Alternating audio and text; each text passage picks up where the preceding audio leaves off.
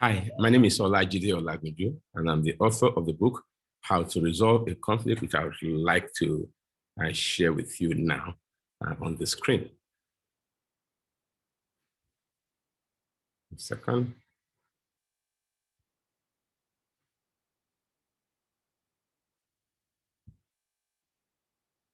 Yes, How to Resolve a Conflict.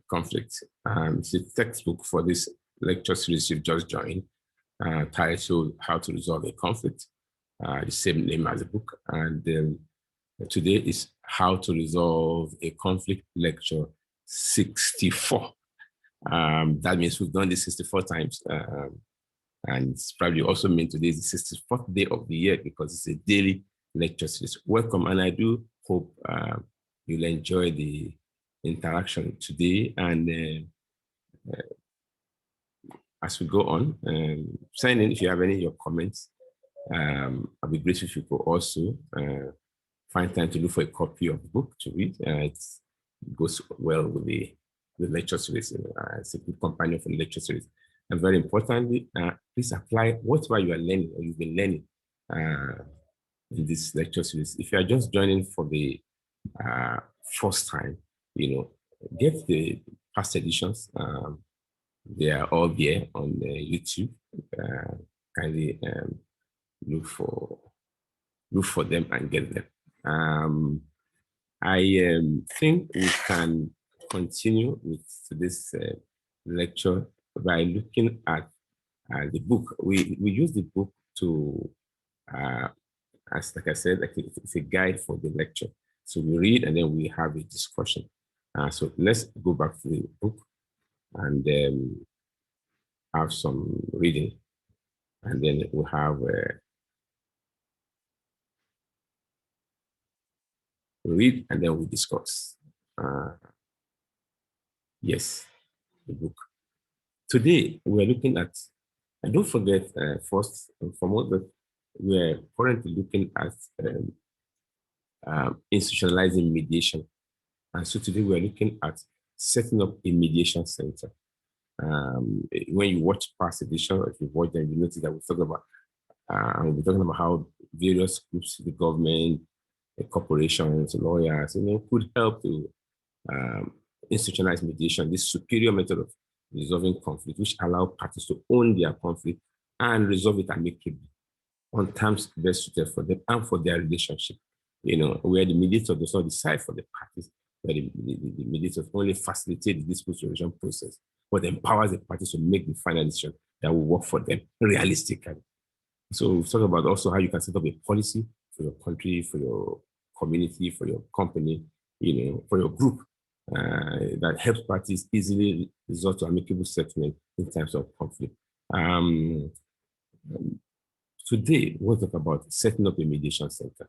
So I read from the book and then we'll have some discussion.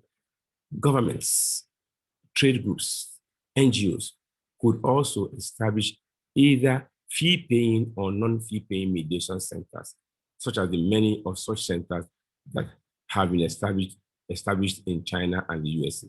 These centers sometimes rely on volunteer mediators who are trained by the centers in return for providing mediation for disputants who use the centers.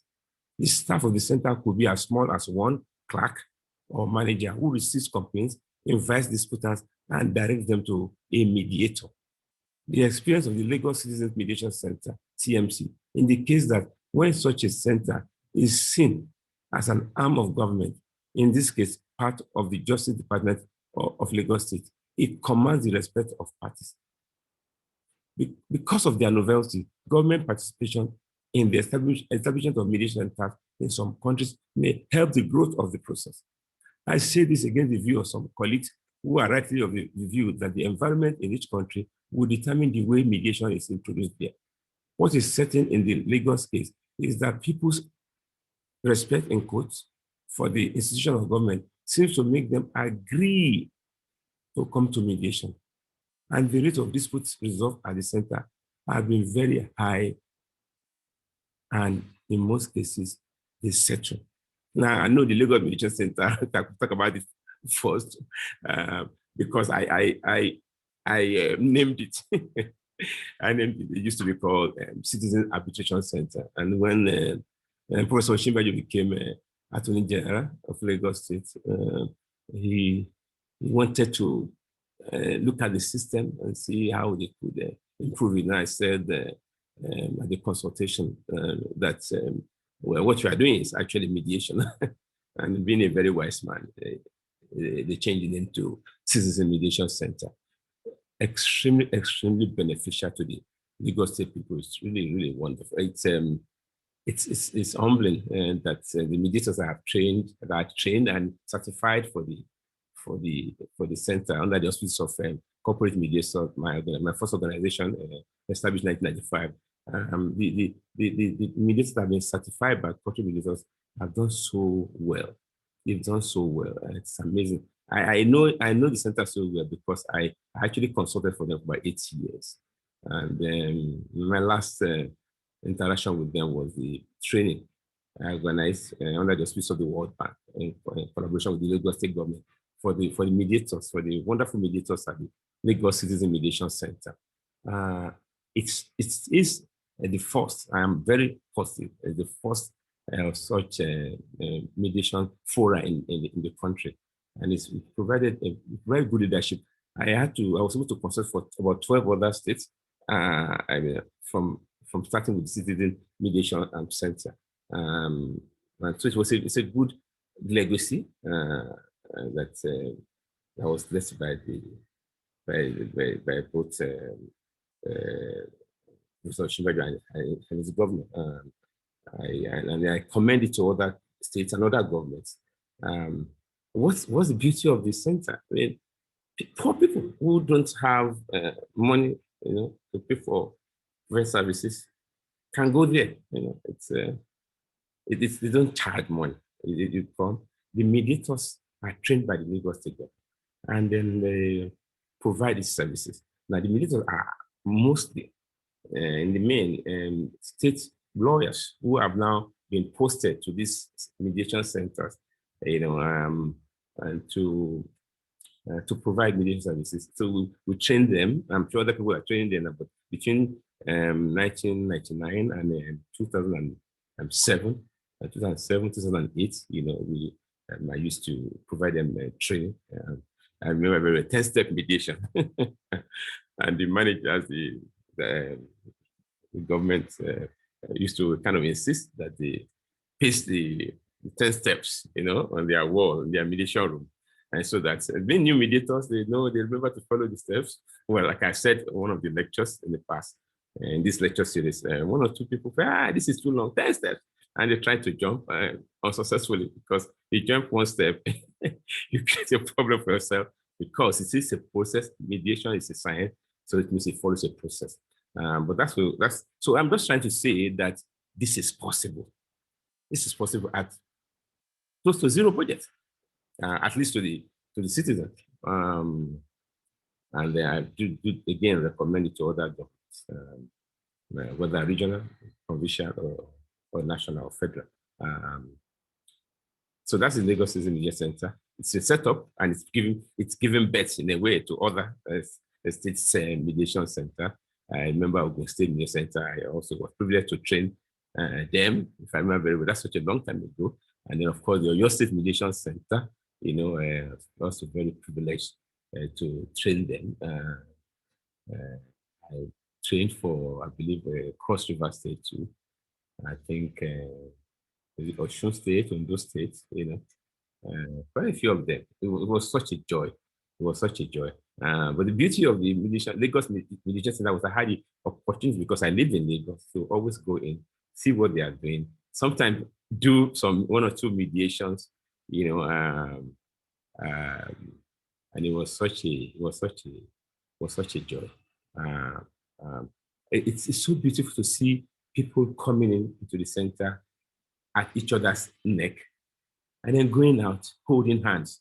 I mean, it's amazing. It's so beautiful, so beautiful. But that's what mediation does. Turns enemies to friends because they were originally friends.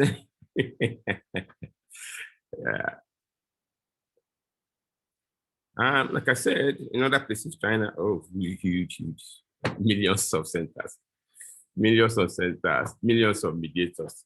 USA, the same thing, except that what I saw was kind of not government per se. I mean, government promoted mediation, but in terms of establishment, I saw a lot of volunteerism. Like I said, pre 9/11, you know,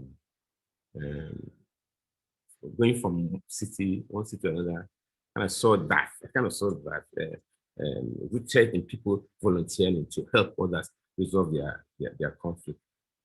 Of course, that does not mean that the organizations mediating in the USA are all volunteer. Of course, we have a very high profile corporate mediators, you know, in the US. You know, end disputes, I think they've changed their name to something else. End disputes is definitely one. I'm not saying they don't provide volunteer, but they are a corporation, and my remembrance of them is that they charge for their services, which is appropriate. I mean, there's nothing wrong with charging for service. This is a professional service, and I'm all for mediators earning a fee. I think that we should stop here, except that I should mention the last thing I said here, that I noticed that the rate of disputes resolved by the legal citizen mediation center was very high. Probably, if I remember the statistics, maybe 85, 87%. You know, so most cases will get resolved. And by mediators who were not really old mediators. I mean, I think most of them were trained by me. And so I knew when they were kind of taking off, you know, as they tried to set up the pillars of the new citizen mediation center. And I see them doing a really great job. And why that works, of course, is that once parties agree that you should help them mediate, and you know you have the skills, basic skills, you know, very the 10 steps. You know, you just run them through the 10 steps. And the end of the day, they most likely, and that was the experience they got, will shake hands and then become friends, partners, happy couples.